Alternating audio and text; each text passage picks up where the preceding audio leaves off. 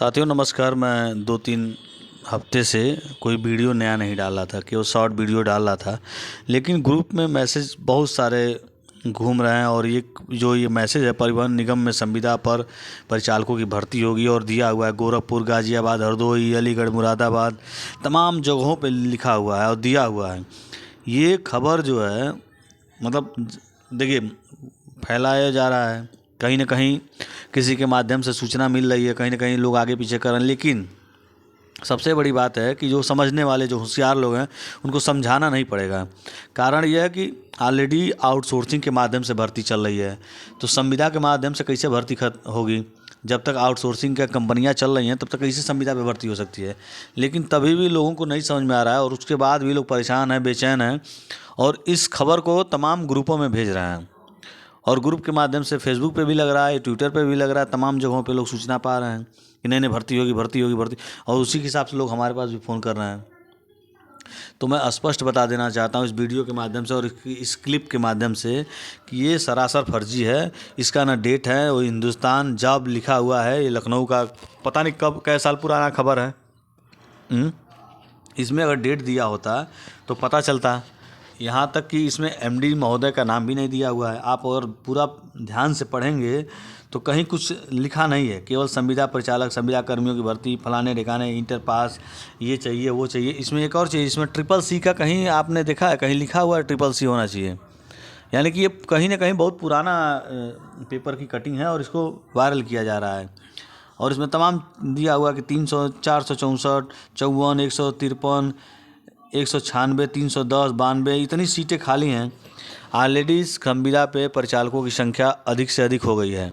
बहुत सारे जगहों पे हमारी बात होती है जहाँ पे परिचालकों को ड्यूटी नहीं मिल रहा है, गाड़ियाँ कम हैं, ड्यूटी नहीं कर पा रहे हैं। बहुत सारे लोग छोड़ के चले गए आउटसोर्सिंग के माध्यम से जो थे। बहुत सारे ऐसे परिचालक थे जिनको तनख्वाह नहीं मिल रहा था, वेतन नहीं मिल रहा था, परेशान थे। कुछ बाहर के लोग आए थे जो काफ़ी दूर दूर पे जिनका घर है वो ड्यूटी कर रहे थे और छोड़ के चले गए। तो इस तरह की बहुत सारी दिक्कतें आई हैं, परिचालक छोड़ के भागे हैं। लेकिन वहीं इसके साथ साथ एक खुशखबरी भी है कि गोरखपुर क्षेत्र, गोरखपुर डिपो में चालकों की अति आवश्यकता है। बहुत सारे हमारे बंधु अगर ड्राइवरी कर रहे हैं, गाड़ी चला रहे हैं, तो अगर चालक में भर्ती होना चाहते हैं तो एकदम स्वेच्छा से आएँ। बहुत शानदार मौका मिला है। कक्षा 8 पास होना चाहिए। बार बार मैं बताया हूँ, ये सब चीज़ बताने की ज़रूरत नहीं है। उनकी लंबाई कितनी चाहिए? 5 फुट 3 इंच चाहिए। आयु कितनी चाहिए? 23 साल 6 महीना चाहिए। लाइसेंस 2 साल पुराना होना चाहिए। कितना पैसा मिलेगा ये भी मैं बताऊँ, ₹1.75 पर किलोमीटर मिलेगा। 5000 किलोमीटर चलेंगे तो 3000 अलग से बोनस मिलेगा।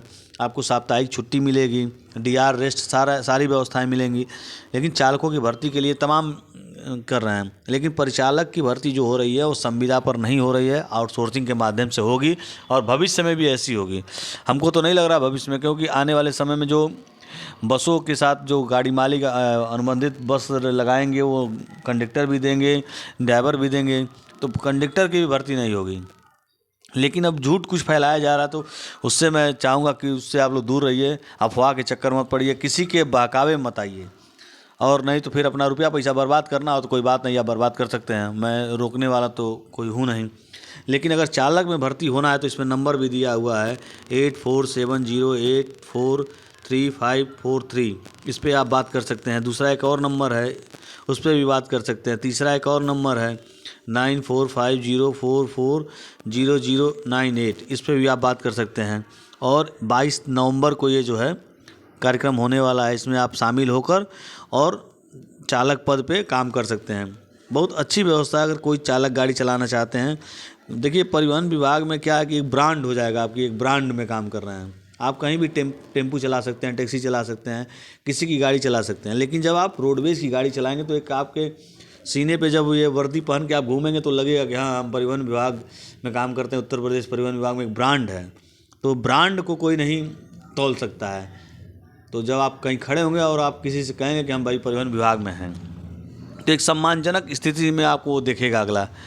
नहीं हो सकता है कुछ गलत लोग भी होते हैं, कुछ और तरीके से भी देख सकते हैं, ठीक ना? क्योंकि चालकों की स्थिति बहुत अच्छी नहीं है यहाँ पे। चालकों को तनी कुछ गलत नज़र से भी देखा जाता है। बुरा नहीं मानना चाहिए जो मैं कहूँगा, लेकिन कभी कभी डीजल के नाम पे कुछ उनको कह दिया जाता है, कुछ और भी कह दिया जाता है। लेकिन हमारे यहाँ चालक बहुत बेहतरीन है।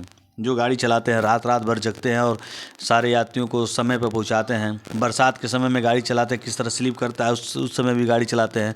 एकदम भीषण गर्मी रहती है, इंजन के बगल में बैठे हैं, गाड़ी चला रहे हैं, एकदम तपतपाती धूप है, लेकिन तब भी गाड़ी चला रहे हैं। तो चालकों का मेहनत बहुत है, बहुत मेहनत का काम है और मेहनत करते हैं लोग, रात रात भर जगते हैं। कोहरा हो तो कोहरे के समय भी आँख फाड़ के देखता है आदमी। कहीं अगर आपदा आ जाती है तो उस समय हमारे चालक ही जाते हैं सबसे अधिक। परिचालक को थोड़ा सा इधर उधर राहत मिले, चुनाव ड्यूटी होती है तब भी चालक जाते हैं। मतलब कोई ऐसी ड्यूटी नहीं है जिसमें चालक काम न आए। और हमारे यहाँ रोडवेज में, परिवहन विभाग में चालक रीढ़ की हड्डी के समान है, लेकिन उसके बाद भी हमारे अधिकारी जो है चालकों को महत्व नहीं देते हैं। ये थोड़ा सा अफसोस करने की बात है। दुख भी होता है कभी कभी देख कर कि उनको वो सम्मान नहीं मिलता है जो सम्मान मिलना चाहिए। क्योंकि अगर पूरे परिवहन विभाग को कोई चला रहा है तो केवल रोडवेज के चालक ही चला रहे हैं, जान लीजिए। अगर चालक एक दिन खड़ा हो जाएगी, पूरी बसें खड़ी हो जाएंगी, पूरी व्यवस्था खड़ी हो जाएगी। कंडक्टर नहीं रहेंगे तब भी गाड़ियां चल सकती हैं और बहुत सारी व्यवस्थाएं बुकिंग के माध्यम से ऑनलाइन टिकटिंग करा सकते हैं, तमाम चीज़ें करा सकते हैं। लेकिन अगर हमारे यहाँ रोडवेज में चालक नहीं रहेंगे तो एक पहिया हिलने वाला नहीं है। न कोई ऐसा बाबू है जो गाड़ी चला दे, न कोई कंडक्टर है जो गाड़ी चला दे। दो चार कहीं छिटपुट मिल जाएंगे, अलग बात है। तो चालकों का बहुत महत्व है रोडवेज में, लेकिन अधिकारी और अन्य तमाम समाज में भी लोग हमको बहुत अच्छे नज़र से नहीं देखते हैं। तो ये सब सारी दिक्कतें, हमको सम्मान मिलना चाहिए। इस वीडियो के माध्यम से मैं अपील करूंगा जो देखते हैं कम से कम हमारे चालक बंधु को सम्मान दें, क्योंकि इसी कोविड में हमारे चालकों ने तमाम मज़दूरों को घर तक पहुंचाया। कोटा में जब दिक्कत हुआ था तो वहाँ से राजस्थान से लोगों को लेकर आया। उत्तराखंड में जब बाढ़ आई थी तो यही चालक हमारे एकदम डटे हुए थे। नेपाल में जब दिक्कत परेशानी आई तो यही चालक हमारे जो है पहुंच गए थे नेपाल। उस जो प्रशिक्षित नहीं थे, जो कभी उस तरह के रोडों पर चलाए नहीं थे, उस तरह की व्यवस्थाओं में कभी ड्यूटी नहीं किए थे, लेकिन उसके बाद भी हमारे चालक कभी डरे नहीं और चले गए।